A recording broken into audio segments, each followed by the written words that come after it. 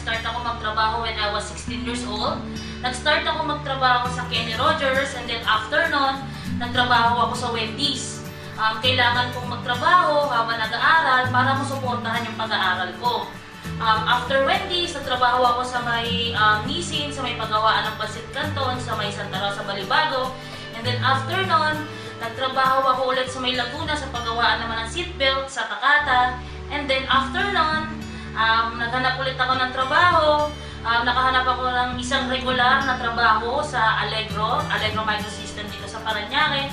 Nag-work doon ako as a machine operator. 5 years ako nag-regular employee doon. Pero yung buhay ko, sabi ko parang walang nagbabago. Ang ikot ng buhay ko, trabaho, sahod, bayad, utang lang. Trabaho, sahod, bayad, utang lang. And then, nabigyan ako ng opportunity na mag-Korea or magtrabaho sa abroad. Kasi, nung wala pa ako sa V-Mobile, naniniwala ako na para makuha mo ang pangarap mo ay kailangan pumunta ka ng abroad.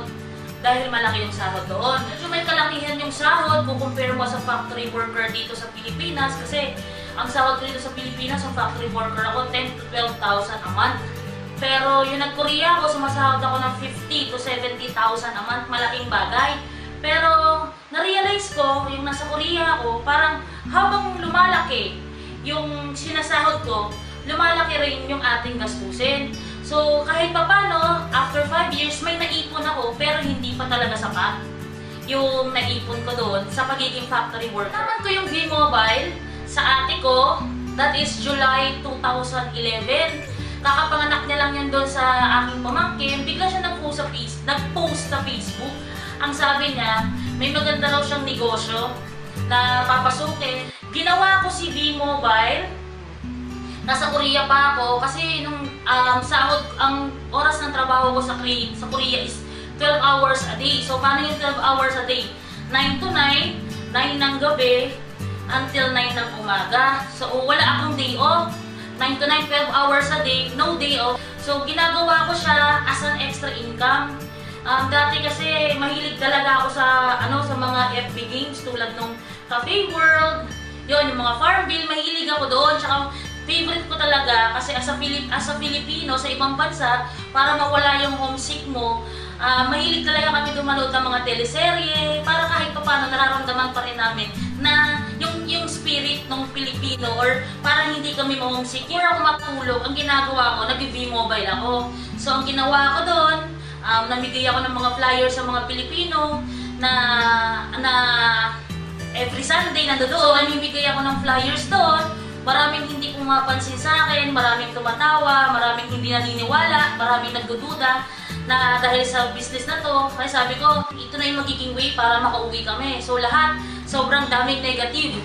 So nag-start ako kumausap ng mga taong hindi ko kakilala, which is ngayon yung mga ka-team ko rin sa Korea ngayon. So, una, mahirap talaga sa umpisa. Pero sabi ko nga, mahirap din yung trabaho sa Korea. Kinaya ko. 1 year yun yung pinagdadasal ko kay God before matapos yung kontrata ko. Kasi ayoko talaga maging TNT sa Korea. Sabi ko, Lord, bigyan mo ako ng isang opportunity or isang way na para makauwi ako for good dito sa Pilipinas na hindi na ako magti-TNT. Answered prayers, nakita ko nga yung V-Mobile. So kay God, sabi ko, God, bigyan mo ako ng sign. Nakitain mo ako at least 100,000 after 3 months. So, after 3 months, ang naging result ako sa V-Mobile, hindi lang 100,000 yung binigay niya sa akin. Ang binigay niya po sa akin is 120,000 pesos. Part-time or extra income ginagawa ko sa V-Mobile after ng work using Facebook, 2 to 3 hours a day lang. So, yun, ang masarap pa doon, July 2011, naging V-Mobile member ako. July 2012, umuwi na po ako dito sa Pilipinas na nasagip yung pagiging TNT ko. And then, August, katapusan, pag-uwi ko, July, August, katapusan, September, birthday ko, nabili ko yung first car ko sa V-Mobile, which is Honda Accord. Maraming pagkakataon na Pasko, bagong taon sa Korea na hindi ko kasama yung pamilya ko. Pero ngayon sobrang priceless na kasi kumikita ako lahat ng special occasion na dumadaan dito sa Pilipinas. Kasama ko yung magulang ko, yung mga family ko. Lahat kami buo na kumikita na hindi ko nagawa nung nasa Korea ko. At yun yung pinakamahalagang bagay na nangyari sa buhay ko. Ang ma-advise ko sa mga kapwa OFW ko, or hindi, kahit hindi OFW, nandito, naglulong na magkaroon ng extra income, na pagod na sa buhay nila, na tipong trabaho, sahod, bayad, utang na lang ang ikot ng buhay nila. Huwag kang matakot sumubok ng bago. Kasi hanggat hindi ka sumusubok ng bago, hindi ka makakaranas ng bago sa buhay mo. If you want to be successful, you need to take risk. Yun lang yung may payo ko. And then tanggalin mo yung duda. Maniwala ka sa sarili mo na kaya mo. And then pangatlo, maniwala ka kay God na kaya mo. Kasi ako nagawa ko. Parehas lang tayong gawa ni God. Parehas tayong binigyan ni God ng 24 oras. So kung kaya ko, for sure kaya mo. Maniwala ka lang sa sarili mo at lalong-lalo na sa pangarap ng buong pamilya. Papayo ko naman sa team, lalo na yung mga team ko sa abroad and then mga team ko sa province. Dito naman, sure nakikita ka talaga. Kaso dito, you need to have effort talaga. Effort and then sacrifice. Dito kasi talaga ka namang yayaman ka naman, depende yan sa'yo. Ang kilang dito, wag na wag ka mag-quit.